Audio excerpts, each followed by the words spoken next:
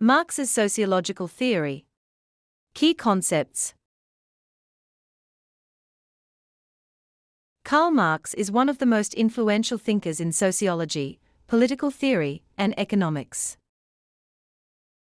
His sociological theory focuses on the structure of society, the dynamics of social change, and the role of economic systems in shaping human life.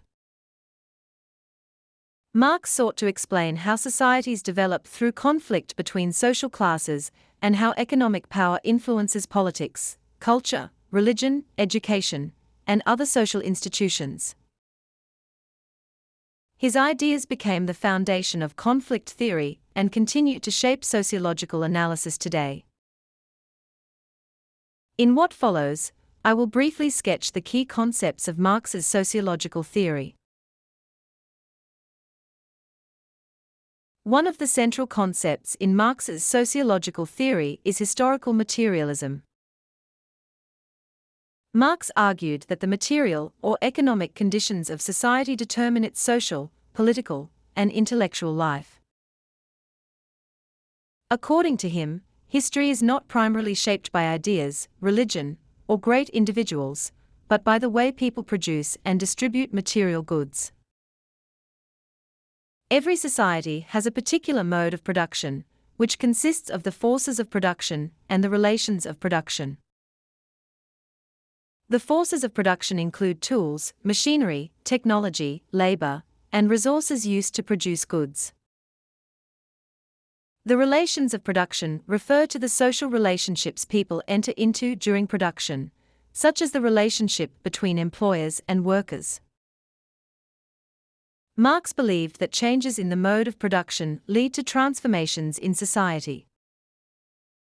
Thus, human history progresses through stages such as primitive communism, slavery, feudalism, capitalism, socialism, and eventually communism.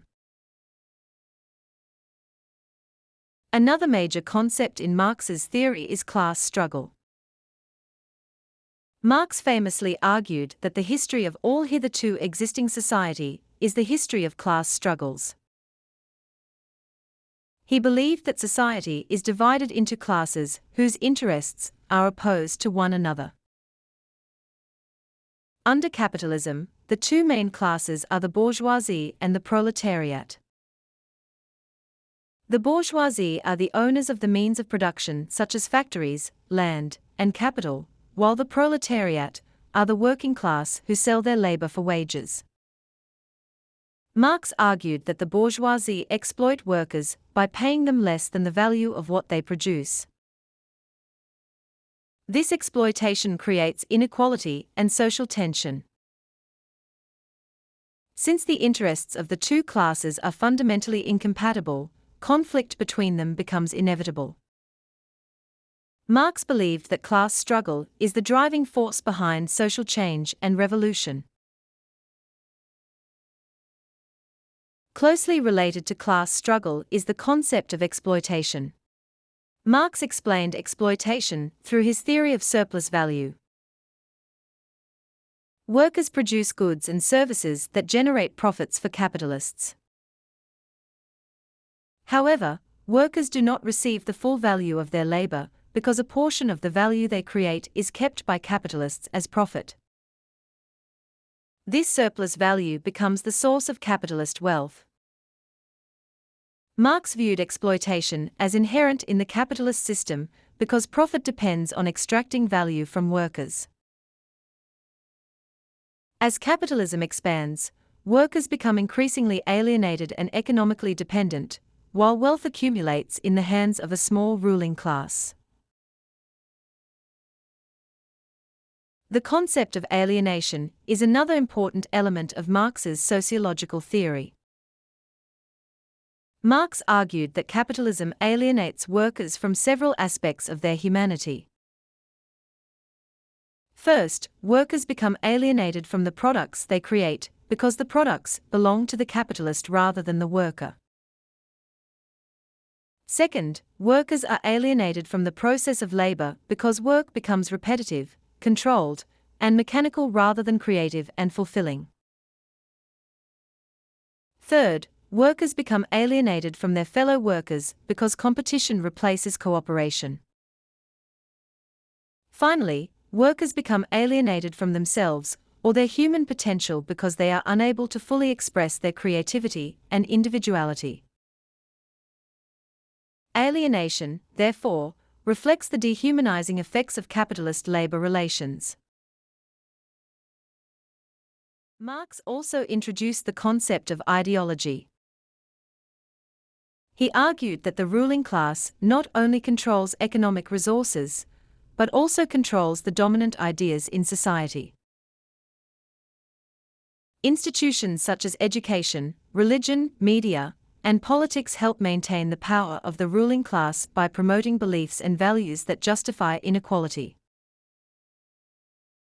Marx referred to religion as the opium of the people, because he believed it could comfort oppressed individuals while distracting them from the realities of exploitation. Ideology creates what Marx called false consciousness, a condition in which workers fail to recognize their oppression and instead accept the dominant system as natural or inevitable.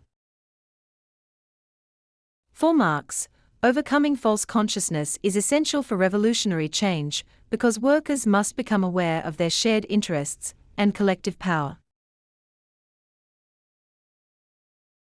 Another significant concept in Marx's theory is the base and superstructure model.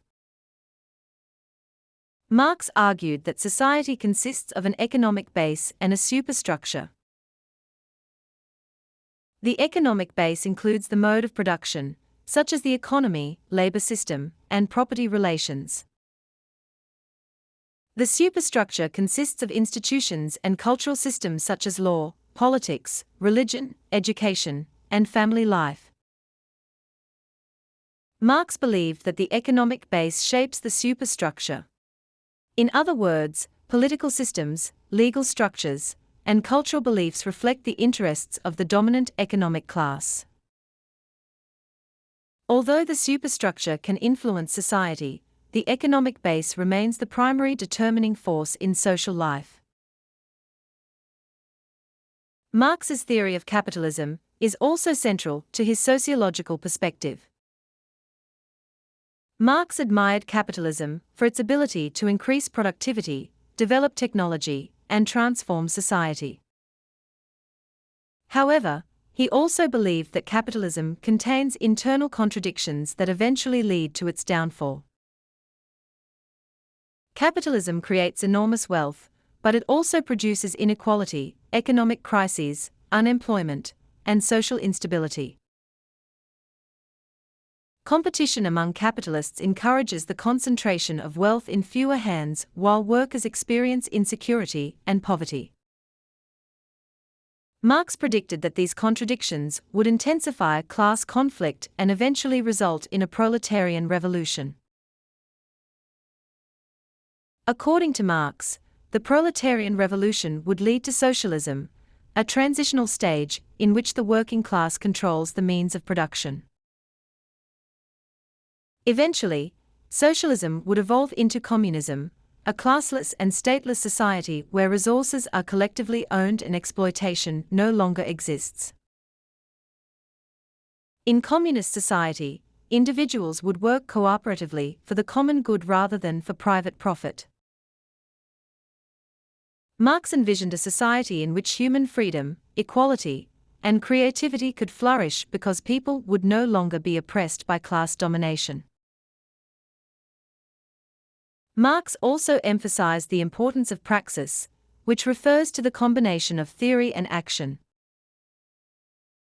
Marx believed that philosophy and sociology should not merely interpret society, but should actively work to change it.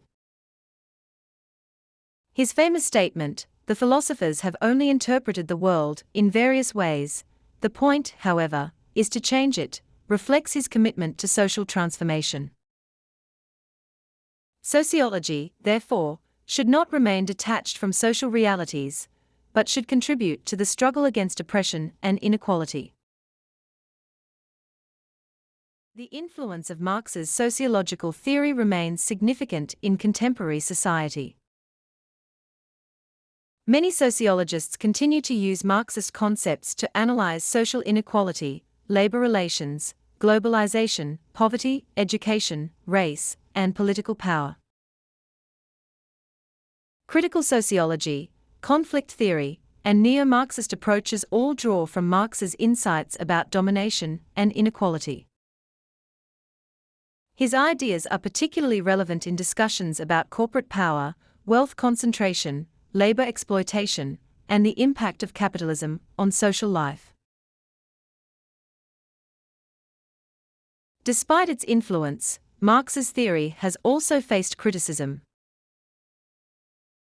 Some critics argue that Marx placed too much emphasis on economic factors while neglecting the role of culture, religion, gender, and individual agency. Others argue that his prediction of proletarian revolution did not occur, as expected in many industrialized societies. Nevertheless, Marx's analysis of class conflict and inequality continues to provide valuable tools for understanding the structure and dynamics of modern society.